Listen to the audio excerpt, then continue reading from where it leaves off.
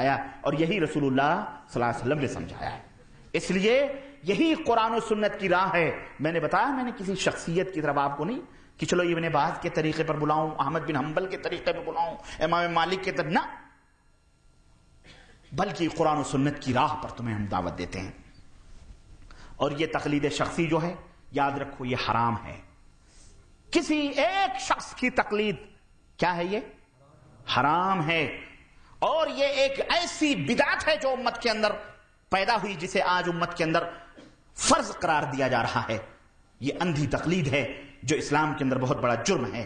اس کی پیداوار 4 صدی کے اندر ہوئی, اور اس سے پہلے جتنے بھی لوگ تھے 400 برس سے پہلے, سارے کے سارے یا تو رب کے قرآن کے اوپر عمل کرتے تھے یا محمد الرسول اللہ صلی اللہ علیہ وسلم کے فرمان پہ عمل کرتے تھے, ورنہ کسی ایک امام کی تقلید نہیں کرتے تھے. سب علماء جو پیدا ہو رہے تھے محدثین, ان سے اپنے مسائل, ان سے اپنے سب لیتے تھے.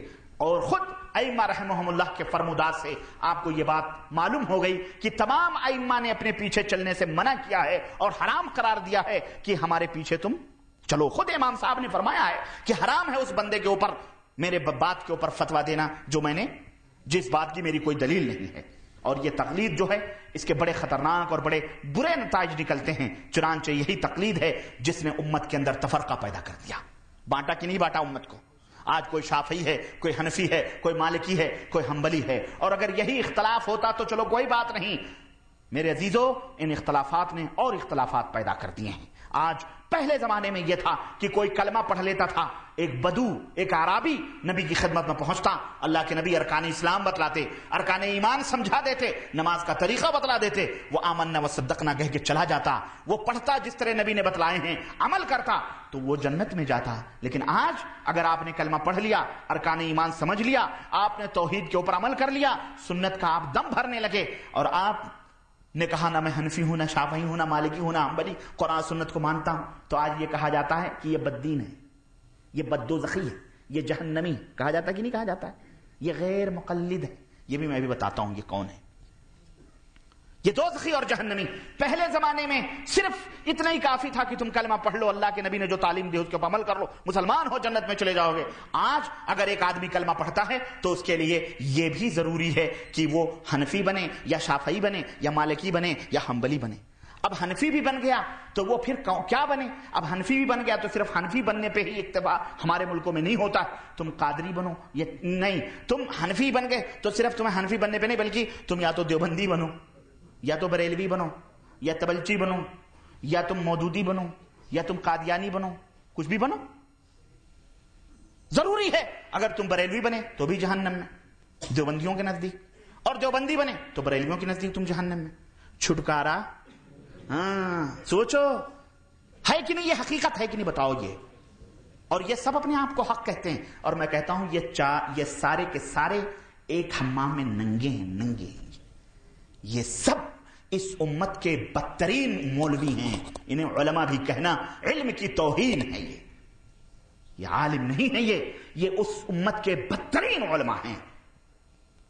کان کھول کر کے سنو. پھر اسی طرح سے اس کی تقلید کے جو نقصانات ہیں, ان میں سے ایک نقصان یہ بھی ہے کہ اسی تقلید نے امت کو بانٹا, یہاں تک کہ قبلہ واحدہ, قبلہ ایک خانہ کعبہ کو بھی 4 حصوں میں انہوں نے تقسیم کیا کہ نہیں کیا؟ 4 مصلی براق ہیں. اسی طرح سے اپنے اپنے اماموں کی شان میں انہوں نے جھوٹی حدیثیں گڑھ کر انبیاء علیہ السلام, نبی کریم صلی اللہ علیہ وسلم کے اوپر تہمت اور بہتان لگایا ہے. اسی تقلید نے اماموں کی مذمت کی ہے, اور کہا گیا ہے کہ امام شافعی ایک ایسے جاہل تھے کہ قیامت کے دن بھی ان کی اس جہالت سے مغفرت نہیں ہو سکتی. اٹھاؤ نور الانوار, اصول فقہ کی کتاب, ملا جیون کی تحریر, جو آج بھی دارالعلوموں میں اصول فقہ کے نام سے پڑھائی جاتی ہے. ہمارے مولوی حضرات اچھی طرح سے اس کو جانتے ہیں. کہا گیا ہے کہ کجہل الشافعی, شافعی رحمت اللہ علیہ نے کیا کہا معلوم ہے؟ شافعی رحمت اللہ نے کہا کہ اگر مدعی قسم کھا لے اور اس کے اوپر ایک گواہی دے دے تو معاملہ ختم ہے, اس کے موافق فتویٰ دے دیا جائے گا. حنفیہ کہتے ہیں یہ شافعی جاہل تھے. شافعی کیا تھے؟ جاہل تھے، اور ان کا یہ وہ گناہ ہے جو قیامت کے دن بھی معاف، اعوذ باللہ۔ اور کہتے ہیں یہ فتویٰ امام شافعی نے کس بیس پر دیا ہے معلوم ہے؟ یہی فتویٰ امیر معاویہ نے بھی دیا تھا، استغفر اللہ۔ گویا اس وہ کاتب وحی بھی قیامت کے دن معاف۔ ابھی میں بتاتا ہوں جو ہمارے اوپر یہ لگایا جاتا نا کہ یہ گستاخ ہیں، یہ ائمہ کو نہیں مانتے، یہ صحابہ کو گالیاں دیتے ہیں، ان کو کہو حنفیوں کو تم اپنی کتاب اٹھا کے دے، تم نے اماموں کی کتنی تذلیل کی ہے، اماموں کی کتنی توہین کی ہے، دوسرے اماموں کی مذمت کرنا۔ کہتے ہیں فلعنت ربنا اعدار امر علی من رد قول ابی حنیفہ، ریت کے ذروں کے برابر لعنت ہو ان لوگوں کے اوپر جو ہمارے امام ابو حنیفہ کے کسی ایک بات کی تردید کریں، رد کریں، انکار کریں، ان کے اوپر ریت کے ذروں کے برابر لعنت ہو۔ استغفر اللہ۔ یہ کیا ہے؟ یہ امام مالک، امام شافعی، امام احمد بن حنبل کی توہین نہیں ہے؟ ان کو لعنتی سمجھنا ہے یا نہیں سمجھنا ہے؟ اور تو اور ہے، خود ان کے جو دو شاگرد تھے امام ابو یوسف اور امام محمد شیبانی، انہوں نے 1/3 مسئلے میں اپنے امام کی مخالفت کی ہے، اور کہتے ہیں امام صاحب کا یہ کہنا، مثال کے طور پہ آپ کو بتاؤں، میری اپنی آنکھوں نے دیکھا ہے، کیا کہتے ہیں کہ شامی کے اندر فتویٰ نقل کیا گیا ہے، یہ حنفی مسلک کی بڑی معتبر کتاب ہے، میں مثال دے رہا ہوں، میں آگے نہیں جا رہا ہوں۔ کہتے ہیں کہ اگر کوئی شخص اپنی ماں، اپنی بہن، اپنی خالہ، اپنی دادی، اپنی بیٹی سے جان بوجھ کر کے نکاح کر کے اس کے ساتھ ہم بستری کرے، فلا حد علیہ عند ابی حنیفہ، تو ابو حنیفہ رحمۃ اللہ علیہ کے نزدیک کوئی حد نہیں ہے۔ شامی فتاوی کی کتاب میں بتا رہا ہوں، یہ اٹھاؤ۔ اور وہیں امام احمد بن حنبل، وہیں امام ابو یوسف مخالفت کر رہے ہیں اور کہہ رہے ہیں کہ نہ، یہ بات غلط ہے امام صاحب کہ ہم اس بات سے مخالفت کرتے ہیں، اور کہتے ہیں کہ اس کے اوپر حد لگائی جائے گی، اس کے اوپر حد لگائی جائے گی۔ یہ آج کل ہم اب دیکھیں کتنی خطرناک بات ہے یہ۔ کیا امام صاحب رحمۃ اللہ علیہ نے یہ بات کہی ہوگی؟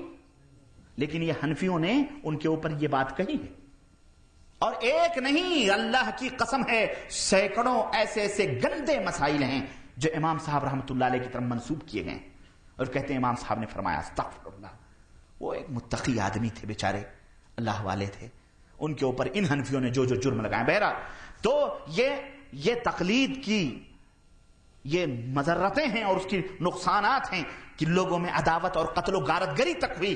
آپ کو پتا ہے معجم البلدان کے حوالے سے میں آپ کو بتاؤں، اس کے اندر تو باقاعدے، اور مولانا ابوالکلام آزاد نے اپنی کتاب کے اندر لکھا ہے کہ باقاعدے بغداد، جب یہ تاتاری تھے، تاتاریوں نے بغداد پہ حملہ کیا